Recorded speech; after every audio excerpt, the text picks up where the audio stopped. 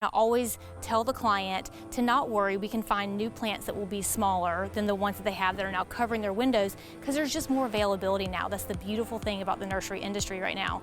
So one really interesting part of my job and part of the entire nursery and plant industry over the past probably 30 years or so is how many different varieties of the plants that you know and love so much have been changed and revolutionized and come out with new cultivars and new different sizes of every different plant that you can even imagine. So I'll go to a job site and a homeowner will have the old shrubs that came with the house. The contractor put them in when they built the house, maybe back in the 1960s or 1970s.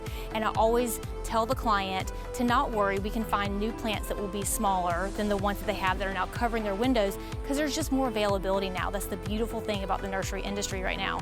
And right now I'm standing under a cryptomeria tree, a Japanese cedar tree. And I showed you guys a few weeks ago a cryptomeria plant that we put into a small planter on either side of my front door. That was a variety of cryptomeria called a globosa nana, and it's meant to stay small, but it has the same leaf structure and it looks the same.